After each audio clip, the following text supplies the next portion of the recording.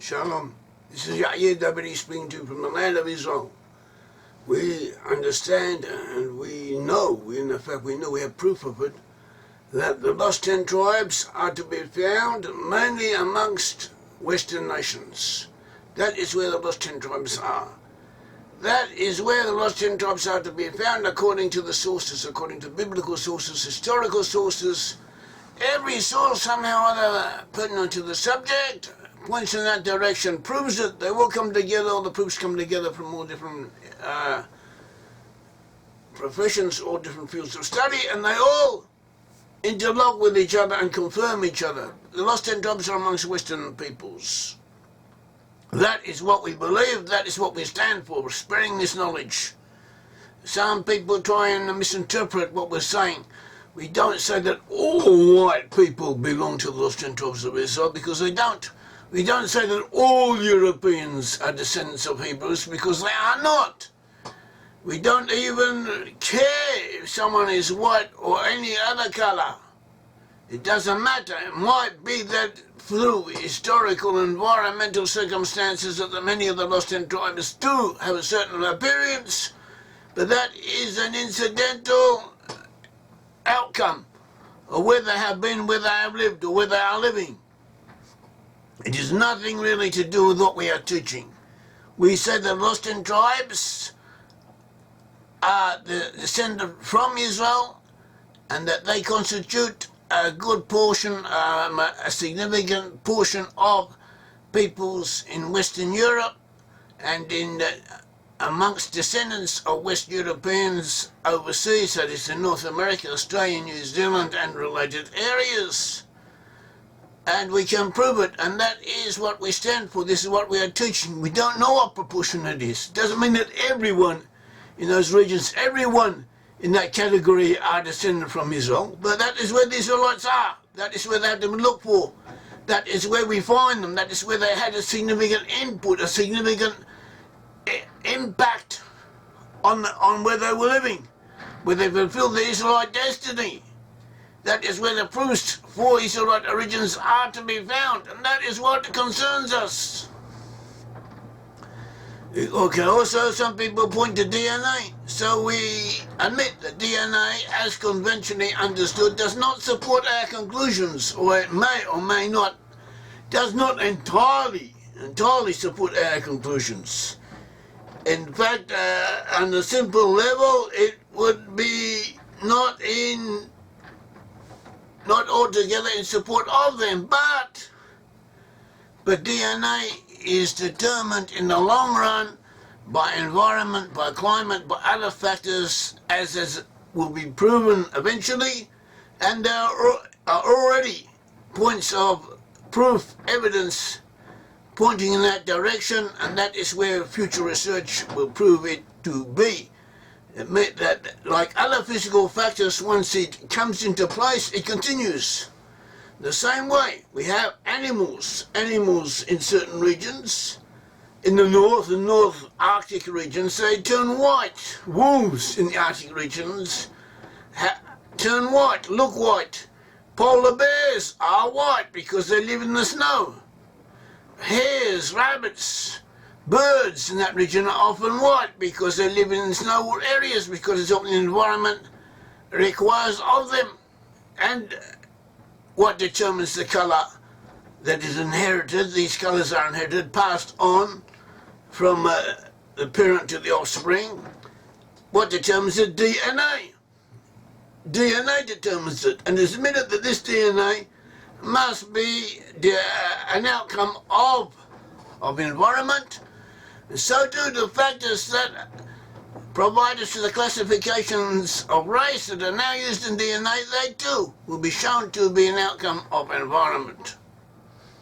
Our message concerning the identification of the lost 10 tribes of Israel is confirmed by the Bible, confirmed by rabbinical commentary, confirmed by linguistics, archaeology, legends, cultural attitudes, national characteristics, and numerous other identifying features.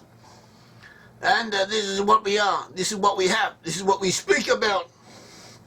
This is our proof, and we have a lot of proof, a lot of evidence. as we said, from all different fields of study, that it all comes together to prove this. The linguistic underlying stratum of Welsh, of Irish, of so-called Celtic tongues, of Breton in Western France, they all have an underlying stratum, a grammatical build reflective of West Semitic, that is Hebrew type origins, and so too in their vocabulary. And this is consistent with the people who speak these tongues originally haven't spoken Hebrew. The peoples of these areas in Celtic times, so-called Celtic times, they did not call themselves Celts, they called themselves Iberi or Heberi, that is Hebrews. That is the name they gave themselves, that is the name they were known by. That is the first name they were known by and the most widespread ethnic name that we find amongst them. We also have dolmen monuments, that is dolmens, megalithic monuments, dolmen monuments. A dolmen is stones, vertical stones, a minimum of 2, sometimes 3 or 4, with a flat stone for the roof. That is called a dolmen. That is a type of megalithic monument. We find these megalithic monuments, these dolmens, different types of them. We find them in Western Europe. And we also find them in the area of Israel, in the Middle East, in the birthplace of the Israelite nation. And not only will you find the same types of dolmens that we find in different areas of Western Europe, not only will you find all the types, known types in Israel, we also find that in Israel, when they built the dolmens, they used an incline of about 23 degrees on the roof, for the roof stone. And so too this feature is found in the dolmens of West Europe. So to the folklore and the superstitions and the practices associated with dolmens that we find in Ireland are the same as those known from the Middle East, showing that there's a connection, that there was always a connection. Dolmens are usually dated to way back in the Never actually. The empirical evidence indicates that they are no later than the Iron Age, the Bronze and Iron Age, about 500 BCE, and that is when they began, and that is where they are to be located, that is where they are to be dated to, if we want to know the truth and get to the truth. That is what we have to accept, and that can be proven. We also have legends of the Danes, of Anglo-Saxons, the Frisians and the Netherlands, all showing Israelite origins, claiming Israelite origins. And so too Scandinavian traditions coincide, are compatible with similar traditions in the same direction. Originally you had 12 tribes of Israel in the land of Israel. They divided after King David came King Solomon. After King Solomon came King Rehoboam. In his transliteration, Rehoboam. In his time, the kingdom was divided into 2 different sections. The northern section containing the majority of the Hebrew people, of the Israelite tribes, was in the north. It had 10 tribes in it. These 10 tribes were later conquered by the Assyrians. All of them were taken in stages, were taken into exile, taken different sections of the Assyrian Empire. Shortly afterwards, they freed themselves, were freed due to surrounding circumstances, and moved. And eventually they moved to north of the Black Sea region, which is not far away from where they'd been taken by the Assyrians. And from there they progressed to the north, into Scandinavia, into Western Europe, into the British Isles, and in stages where they all moved in that area. They all moved in that way. And the great migrations that were taking place at the time. Also, a portion of them moved through the Mediterranean, up through Spain, into Ireland, into the British Isles, also into the Netherlands and into Scandinavia. And the two, actually there's several branches, several streams of migrating Israelite peoples merged together in those regions. And the Scandinavians shared a culture that was was culturally similar or identical to that found in East Mediterranean regions, which is consistent with the 10 tribes having been their forefathers. The 10 tribes having been their forefathers. Since the 10 tribes, before they went into exile, they intermixed with the peoples around them. They adopted their practices to become pagans like them, and adopted pagan gods, and that was the reason they were exiled. See 2 Kings 17:7-18. Even according to rabbinical tradition, they had stopped the practice of circumcision. They had been virtually Gentiles in all for all intents and purposes, even before they were exiled, and after they were exiled, there's even more pressures and even more foreign influences exerted upon them, so they very soon forgot their origins, as did, incidentally, as did every other Asian people also forget their origins. Every other people was moved around, forgot where they came from, and so did the Israelites. The Jews alone, when the Jews were exiled, they remembered who they were because they had the Jewish religion. Without the Jewish religion, they would not have done so, would not have remembered. And so too we find today Jews who assimilate, become like the Gentiles within 1 or 2 generations. They're already forgotten who they are and consider themselves Gentiles, act like Gentiles, think like Gentiles, and are recognized as Gentiles. So the same thing happened to the 10 tribes. Nevertheless, the Bible says the 10 tribes somehow or other remained together, retained some inner cohesion, and they moved together. And in some cases they even split apart and then recoalesced, came back together with each other.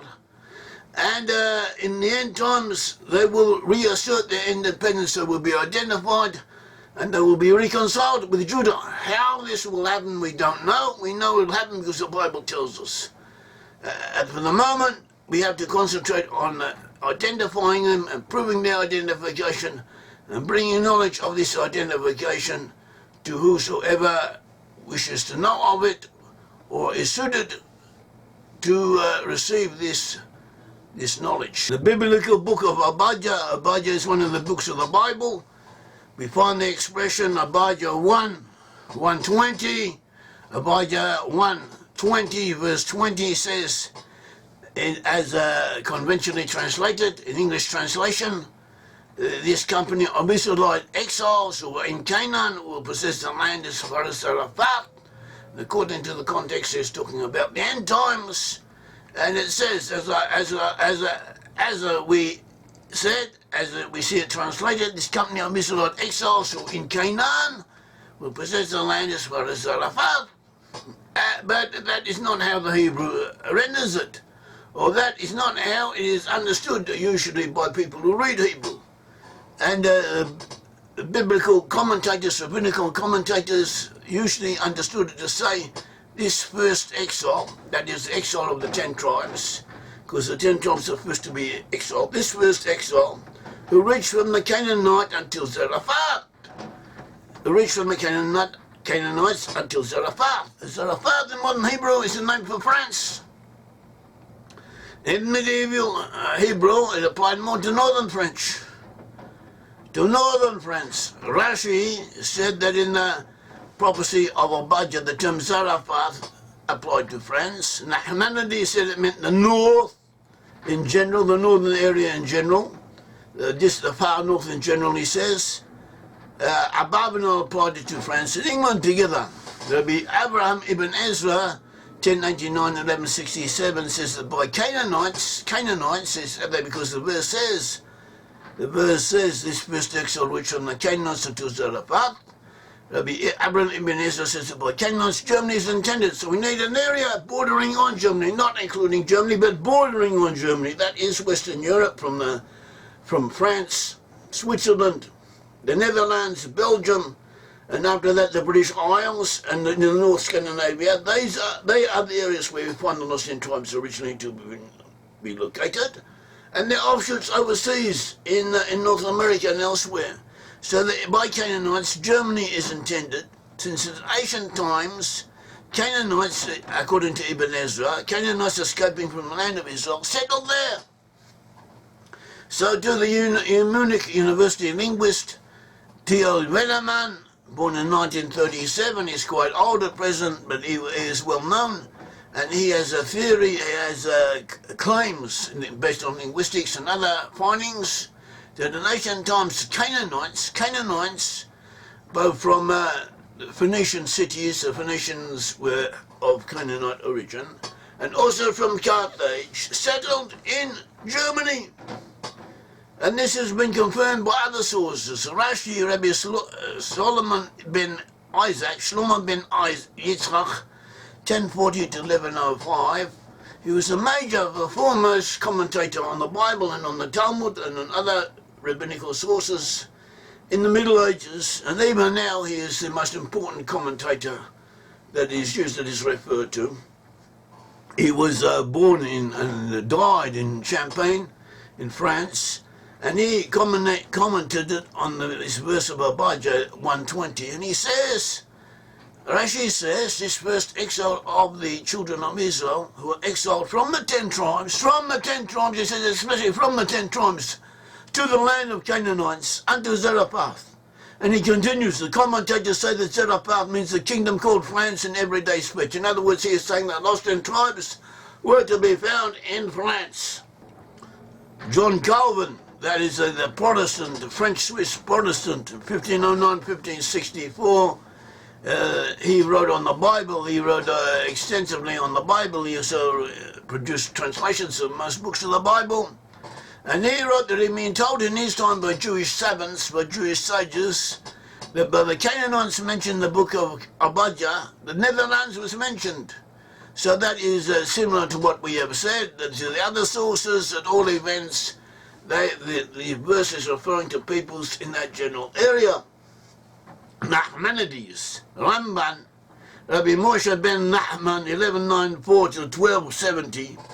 In the Book of Redemption, chapter 1, he says, the vision of Abijah, the house of Joseph, the house of Joseph, refers to the 10 tribes, who were exiled and still are in their place of exile. The exiles Zarephath and Canaan, which is in the farthest north. In other words, in the north, the farthest north, he was in Spain, and the farthest north was in Scandinavia, Netherlands, Britain. That he refers to all that area of Zarephath, and he says that is where the 10 tribes are, and this is also compatible, consistent with what Rashi said. They are identifying where the lost 10 tribes are, and they pointed in that area. Then Isaac ben Yehuda Abarbanel, 1437-1508, he said, Zarephath is France, and so to the exile of Sepharad is Spain. And that you not err just because Zarephath, that is France, is spoken of, as Zarephath means France in Hebrew of his time. He said, do not be mistaken because Zarephath is spoken of. Angleterre, that is England, is not mentioned. For there too do the exiles go. For lo and behold, that island is considered a part of Zarephath. In the beginning belonged to it, and in the ancient books they called it the Isle of Zarephath, even though it later separated itself from Zarephath and became a kingdom in its own right. In other words, you were saying in biblical terms, the term Zarephath applied to both France and to Britain or to England. And so too, that is what we have. We also have Jewish legends saying that groups associated with lost 10 tribes, such as the Rechabites, such as the children of Moses and so on, were to be found in England or in Ireland, in the Holy Isles, or in the West, in the Gebalk, in the region of Gaul. And this too confirms what we have been speaking of.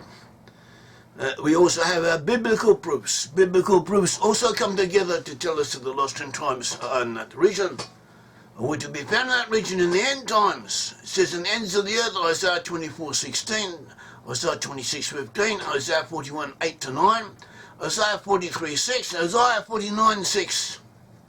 It says the lost 10 tribes, especially Ephraim, will be in the Isles. See Isaiah 24:15, 49:6, 69, and Jeremiah 31:9-10. They will be in thighs, such as peninsulas and coasts, such as these regions are. See Jeremiah 31:8. They will be associated with Tarshish, that is the Atlantic Ocean area. See Isaiah 69. They will be in the western location, west from the land of Israel. Isaiah 24:14, Isaiah 1:10. located to the northwest of the land of Israel, Isaiah 49:12, in the northland, Jeremiah 3:18, 31:6-10, and so on. And we have numerous other proofs, and they all point in the same direction. And when we look at way of working, when we find one source and we find another source, to find a solution that is compatible to both sources, to bring everything together. And when you do that, you get to the British Isles, you get to the areas of Western Europe, being where the lost tribes are to be found, and we have proofs, a lot of proofs from all different directions confirming this. We have the symbols of Israel, of the tribes reappearing in the West. These are derived from rabbinical sources, but they're based on biblical indications. For instance, the lion and the unicorn, the symbol of Britain, the symbol of the British Kingdom, the lion and the unicorn are associated with Israel in the end times, see Numbers 24:7-9. Also, their characteristics, their way of acting, of thinking, their philosophy and culture, also those what we would expect from the 10 tribes in their places of exile, according to different sources, and this is what we find. We also see from the Bible that it was predicted that it would rule over other peoples, and that there would be a multitude of nations, and this is confirmed by rabbinical commentators and also by Aramaic translations. See Genesis 27:2-9, 48:19. They would be recognizable as the Brit-Am, is the covenant of peoples, the Brit-Am, Isaiah 42:6, 49:8. There would be seafarers, see Isaiah 42:10. Be the dominant world power, that is Ephraim, Numbers 24:7-9, that is also Joseph. Micah 5:7-9, that would be a military might, Deuteronomy 23:27. 33:29, Jeremiah 51:20-21. The battle axe of the Almighty, that is the policeman of the globe, such as the USA. And before that, Britain became, see Jeremiah 51:20 and Zechariah 10:7, that they would defeat Edom. Edom, that is Germany and Europe, in its entirety, to some degree. See Ezekiel 25:14, Abijah 1:18, and that this would be carried out through the forces of Joseph, primarily through the forces of Joseph. These peoples have defeated Germany at least twice. And everyone all the allies of Germany together, that they would be a light for the Gentiles, a reformer of the peoples, an elevator of humanity, and this is what they have been. Despite much moral turpitude, things that they didn't do as they should have done, on the whole, they have been a positive influence in world civilization. And that is what was predicted that there would be. Genesis 12:2-3, Genesis 18:18-19, Genesis 22:18, Isaiah 42:1, 42:6, Amos 5:14-15, and so on. And we have a lot of similar verses and similar indications. Very often the lost tribes are mentioned expressly, and if not, then according to rabbinical commentators, we are told that these verses are referring to the 10 tribes of Israel. When we put it all together, that is the only acceptable explanation, which is compatible to everything that we have. The 10 tribes will be separate from Judah. See Isaiah 11:12-13, 49:21.